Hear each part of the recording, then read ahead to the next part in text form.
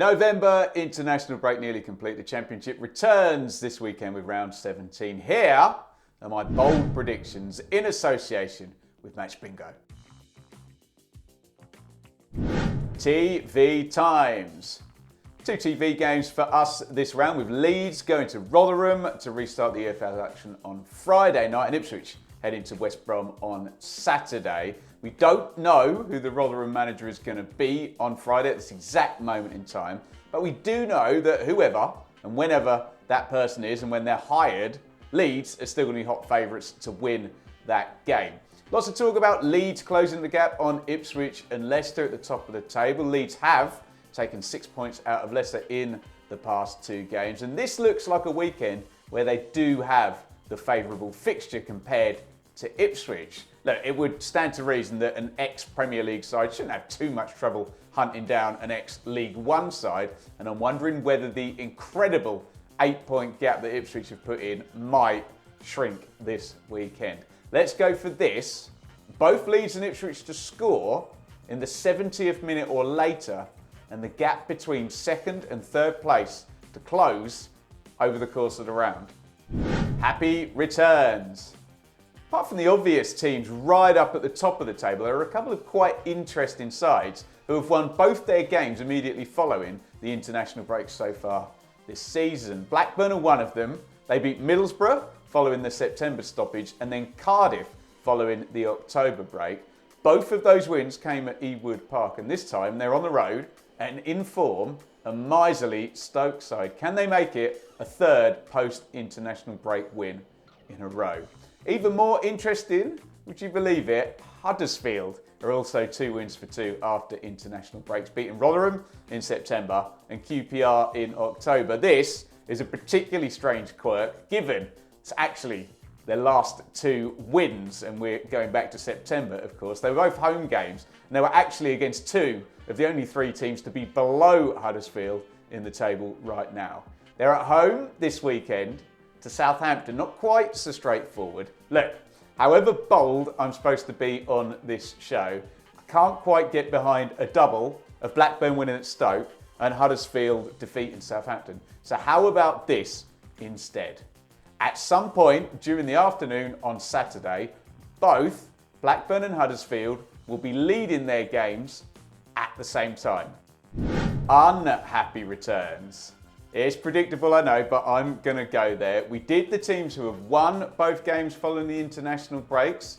Are there any interesting examples of teams who have lost both games after the international breaks? Yes, of course there are, and we'll start with Swansea. They've lost both of their post-international break fixtures, although let's be fair, one was an away trip to Cardiff, their fierce rivals, and the other a home game against league leaders Leicester. Tricky, I'll admit, but 0 points for Swansea, and 0 points at the moment is something that seems to be going hand in hand with Birmingham City, sadly, and they've got 0 from their past 2 post-international break outings in September and October. Wayne Rooney's first game was one of those, a defeat against Borough, but Wazza, although he gets the blame for lots, he can't be blamed for the loss at Watford. He literally wasn't the manager then in September. So, who have these 2 got this weekend? Swansea are at home to playoff chasing Hull, and Birmingham are at home to rock-bottom Sheffield Wednesday. I think we would definitely be in a bold prediction mode to suggest that the post-international break form of both clubs will extend to a 3rd successive defeat. So let's bloody well do it.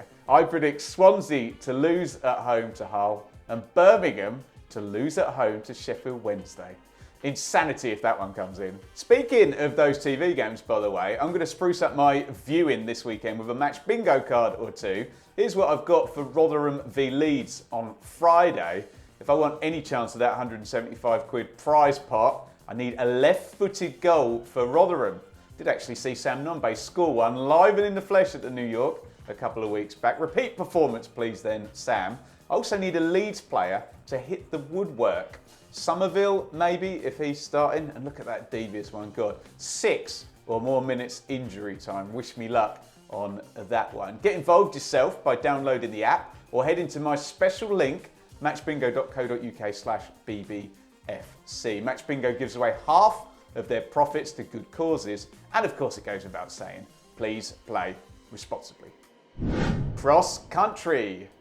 Even though I seem to get diverted miles out of the way every time I go to cover a game this season, I can't quite compete with a couple of mammoth journeys this weekend. The Bristol City fans are heading north, east, up to Middlesbrough and going in exactly the opposite direction, ships passing in the night, for a titanic long away trip. Are the Sunderland fans? They're off to Plymouth for surely their longest EFL journey of the season. Good luck to all those travelling fans. It's going to be a long day and they'll need to keep concentrated and wide awake. Now, with that being said, let's see when the teams on the pitch need to be the most wide awake and make that the premise for this bold prediction. Having a look at the times these teams like to score goals when they skew better and worse in games, Middlesbrough and Bristol City both tend to be better in the second half than the first half, while Plymouth are better in the first half than the second half. Sunderland look to be performing well in both. How about this then? Sunderland to come from behind to secure at least a point at Plymouth, and Middlesbrough to beat Bristol City with more goals scored in the second half of that game than the first. Bouncing. Millwall's Joe Edwards and QPR's Marty Cifuentes are both new Championship managers who will have probably enjoyed 2 weeks without a game to get their new ideas across to their squads. Cifuentes has had 2 games so far, and although he hasn't got that important first win yet, bit of a bounce. He's undefeated so far as QPR boss, which isn't the worst thing in the world with Rangers down in the bottom 3. Joe Edwards got a lovely bounce in his first game. Millwall smashed Sheffield Wednesday 4-0 at Hillsborough on debut. What a start. If Edwards is going to double up and get a second win, he'll have to do it over Coventry at the Den. If Cifuentes wants to build on his 2 draws and get his first win, he'll need to do that at Carrow Road against Norwich. I hear you say 2 unpredictable and maybe underperforming opponents for both sides there. Don't be fooled by the league table. I think it might be a tricky weekend for Cifuentes and Edwards. So let's say neither QPR or Millwall to win in round 17 and 1 goal or fewer scored between the 2 sides. Pogdini. It's Leicester v Watford this weekend, which immediately conjures up one of the most famous late goals in Championship history back in 2013. Troy Deeney scored the famous goal 20 seconds after his keeper saved the penalty to secure a 97th minute win and take his side Watford to Wembley for the playoff final. Obviously now I've got late winners and missed penalties on the brain, and I've also got to factor in a prediction for Preston v Cardiff. We haven't covered them. So, flip of a coin, which way around I'm going to do this. Look, if it ends up being the other way around, I'm going to be absolutely gutted. Here goes then. I won't say for whom, but I predict a missed penalty in Preston v Cardiff and a stoppage time winner in Leicester v Watford.